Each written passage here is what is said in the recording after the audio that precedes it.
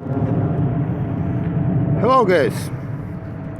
Yesterday, during her surprised visit to Kiev, Canadian Foreign Minister Melanie Joly told about Ukrainian kids.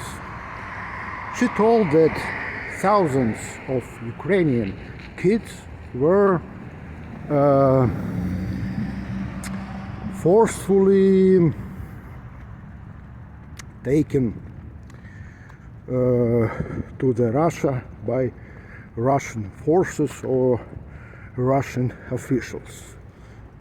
They were deported.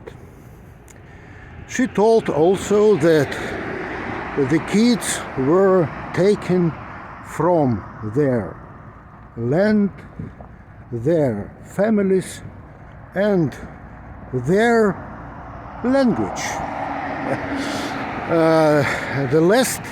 The last statement very surprised me. First of all, I want to say my opinion about those kids. Yes, some kids from Ukraine right now are on the Russian territory. How it happened?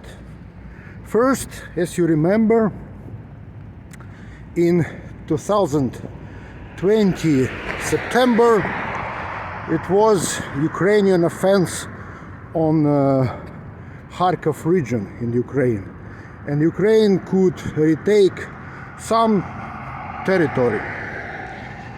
During that time, some kids were on vacation in Russia from these territories. And after Ukraine took that territories, for Russia was, and right now is, the problem how to return those kids back. Because it's not good relationship between Russia and Ukraine right now. No transportation between Russia and Ukraine. But nobody is holding those kids forcefully. If, for example, their families or their parents coming to took them, no problem. Russia let them go. Secondly, Russia took some kids from Kherson region when Russia withdrew its troops from Kherson region after the same year, after the Ukrainian advance in the Kharkov region. Some kids from orphan houses. It was kids without parents, actually. And yes, those kids, I think most of them were adopted in Russia. And if Ukraine want to return those kids back, what they want, what Ukrainian side want. They want to took kids from the families and put them back to the orphan houses. I don't know. So, I don't know how kids were taken from their parents. If Ukrainian kids have parents can take them, no problem. And orphans, yes. But this statement that Ukrainian kids were taken from their language, oh my God, I don't know how Canadian officials made such statement, because for absolute majority of the kids from the eastern Ukraine, first language is Russian. Maybe it can surprise somebody here in Canada, but I know this situation because lots of my relatives is living over there right now, and some of them on new Russian territories, some of them on the Ukrainian territories. So I know this situation very well. But looks like that Canadian officials, they don't know situation.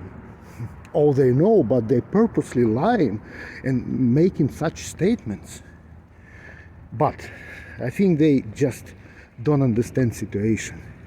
Do you remember this, what happened in the Canadian Parliament when they invited former SS soldier, Ukrainian SS soldiers, they invite him to the Canadian Parliament to honor him. They just don't, yeah, I don't know. Ukrainian side, they understand everything about it. But Canadian looks like they absolutely don't understand situation. What happened in Ukraine? What's going on in Ukraine? I think some Canadian officials, they understand situation. For example, Chrystia Freeland, because she has some Ukrainian roots, and I think she understood the situation. Why she didn't report about it, I don't know. But most of Canadian politicians, they absolutely don't understand the situation in Ukraine. And they made such statements.